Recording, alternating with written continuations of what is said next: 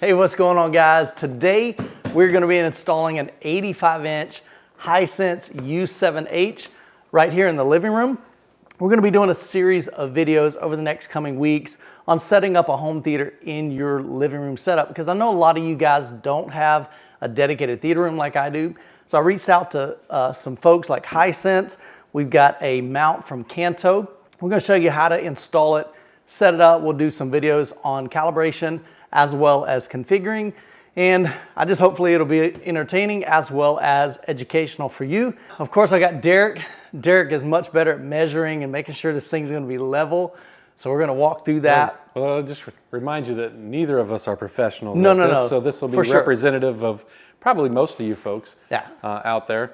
So we may make mistakes. It may not be exactly perfect, but we're going to do the best that we can. And another thing too is we're going to be installing. I went on Amazon and picked up basically some cable management, because I want this to have a clean look. I want it to float on the wall. I don't want cables coming down the side. So I'll show you how we install that. Looks pretty simple, so let's go ahead and give it a go. All right, so on each side of the box, there's these little plastic pieces. You just pinch and pull these out. So they're pretty much all over the front, all over the side. So once we have all of those removed, all right, we'll lay this off to the side. I've got the TV. So we got a little bit of protection here in front of the screen, pretty thick piece of cardboard. So up top, we've got some hardware. Looks like here's the feet. Again, we'll set those off to the side. We won't be using those. So one thing I can already see, I mean, these are nice aluminum, got a pretty good weight to it. So if you are gonna be mounting it just on top of your entertainment center, you've got that option. What we're doing here is, before we mount a wall mount onto the wall, we need to know where the mounting points on the bottom of the TV are in relation to where the bottom of the TV is. That tells us where we need to put the mount. So we'll get that measurement, we'll get this out of the way, and we'll start on the... Yeah, because most mounts won't allow you to raise it up and down, and I guess you can adjust maybe where it's positioned on there, but we're just going to take a look, because we don't want to mount it here and then realize the TV is going to be mounted too close to the cabinet or too high. So we'll take a look at that. Oh my gosh, this TV's got handles. Yeah, nice. That's a sweet feature, man. That's going to come in really handy. That's incredible. Yeah, having these handles makes it a lot easier to manage. All right, so now let's go ahead and get the parts to the Kanto mount. Now this is a seriously heavy duty mount. This will support up to 100-inch TV, and it weighs about 60 pounds, so it's a pretty beast, but it's full rotation.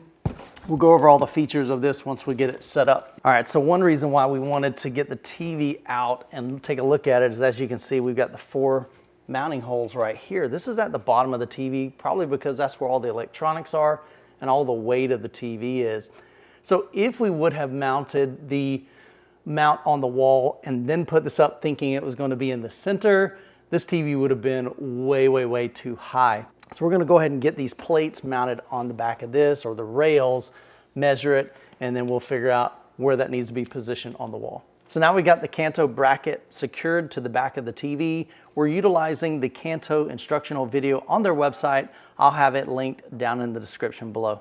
All right, so we already found where we wanted to place the template based on checking the TV first. We checked the bottom mounts to see how far the bottom of the TV is to the mount hole. And we've now placed it here so we can determine how low we want the mount so we don't obstruct anything that we may put on the entertainment center. So after that, we look for the studs, which we've already marked here, but you'll see that we've done a mark here. And what's nice is, if you look here, they've got different areas on the mount. So if you need to shift left or right, whether you're on 16 on center or 12 on center, depending on the age of your home, usually it should be 16 on center. But you want to find as many of the stud as you can so that you have a very secure mount. Also remember that there are instructions on here if you have concrete. So there are concrete placements that you can do there as well, just to give you full options on whatever your home build is. All right, so one thing I like to do when I'm drilling on sheetrock is I like to put tape there just to kind of protect for any extra tear out that you may have. More so just to kind of a cleanliness type thing, just to keep that. So if you notice on the template itself, I've actually marked an arrow to where my mark on the sheetrock is. So that way I can tape over it and just make a new mark for drilling. Now I've seen templates done before, and I love templates because it makes it a little bit easier for you to mount things. I've never seen one like this, which I think is really cool. They've added this extra little piece, and I was kind of wondering, like, what in the world is that for? But their instruction video shows that as you're pulling out sheetrock, or if it's concrete, it gives a little tray to catch to kind of keep it a little bit cleaner, which very cool and thoughtful thing that they added. All right, so as you go through the instructions, as you're building the Kanto mount, you'll notice that that's a nice representation and should be pretty spot on, and it is. So kind of nice to have that as well. Give you a little bit more visual of what you're going to be doing later. All right, so now that we've got our holes drilled, as you can see, this did a pretty nice job of collecting some of the sheetrock dust. All right, one thing you definitely want to make sure of, because you're dealing with such a large TV, and I would say even for 55 inch or anything, but this is 85 inch TV, you have a very heavy mount, you better make sure that you're in studs. So when you are drilling this out, when you're looking at the dust that's coming out, make sure that you also see wood coming out. And it should be a little bit harder for you to go into when you're drilling in. If it just punches right in, you've not hit a stud. So be very conscious of that. And what's also nice is once you get these in here, you have the ability to kind of shift this way, and you have a little bit of play to get absolute level. So that's what we're gonna do next. So before we tighten these all the way down, we wanna make sure that this top part is level, and it is. And man, these lag bolts are absolutely beasts. So there is no concern at all of mine for any size TV, no matter what the weight is, up to 100-inch TV. This thing will easily support that. I love the build quality of this. Everything's been labeled really nice, and even the way that Kanto packages everything, it's just laid out really nice. All of the hardware is in this nice, neat box. It's got everything that you're gonna need for a variety of applications. So now we've got the arm extension. So this is where the TV will mount to. So what's interesting about this is we've got lots of play here. So if you've got a TV that needs to be angled to one side of your room, you can see here, you've got lots of swivel room. Now the bigger the TV you have, the less angle you're gonna have to work with. In my case, I really don't need that flexibility. But one thing I like about this is we're gonna use this to extend all the way out, because we're gonna cut a hole in the wall right here, and that's going to run our pass-through cable and give us a wall outlet for the TV so that it's a nice and clean look. So we're gonna go ahead and do that now. So I'm not super handy, as you guys know. I looked on Amazon. I wanted to find something that's gonna be simple to be able to run a cable and add some power right behind the TV. So this is from a company called Echo Gear. I'll leave a link to this down in the description below. So the cool thing that I really like about this, number one, it comes with a hole saw. So this is the exact size that you'll need for each one of these. And so this top one, you can see here, we've got an outlet. So that's gonna go right here. And then this Romex cable is gonna go all the way down my wall. And then this will be attached to the bottom one down here. So we've gotta unscrew those, put it inside there. So that'll come out that hole right there in the middle. And then from there, we've got the extension cord, and that'll get plugged into your regular outlet. So we're gonna go ahead and cut a hole in here, get this installed, and we'll be ready to mount a TV. So we've drilled our 2 holes right here in the sheetrock. We've kind of fished this wire all the way down to the bottom here. So then what we'll do is we'll unscrew this, attach this into the hole, secure that back. And you'll notice right in here, this is a little pass-through.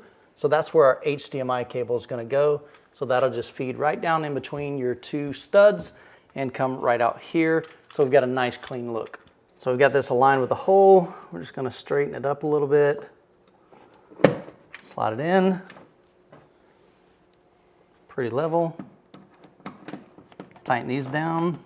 And that's just expanding these flaps on the back side to keep this secure in the wall. We've already run our HDMI cable through that pass-through hole right there. And we've got our cap, just feed that through. Line it up. It just snaps on, just like that. So the last step is mounting the TV. You can see this notch right here. Down on the back side of the Kanto mount, down here, we've already got a bolt that's already secured and a nut. So we're gonna slide that right on there. and then attach the two nuts to these bolts right here, and that'll secure the TV. All right, ready? 1, 2,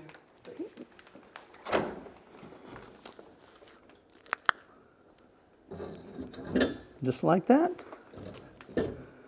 Now go ahead and grab the nuts and the bolts, and we'll secure the back. So one thing that's really nice about this Kanto mount, as you can see, we've got a lot of flexibility on the angle of the TV, but we also can tilt the TV down if you happen to need to mount it up high.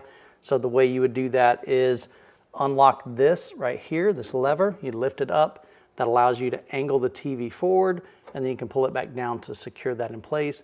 In our setup, we're probably gonna leave it just vertical, at least for now.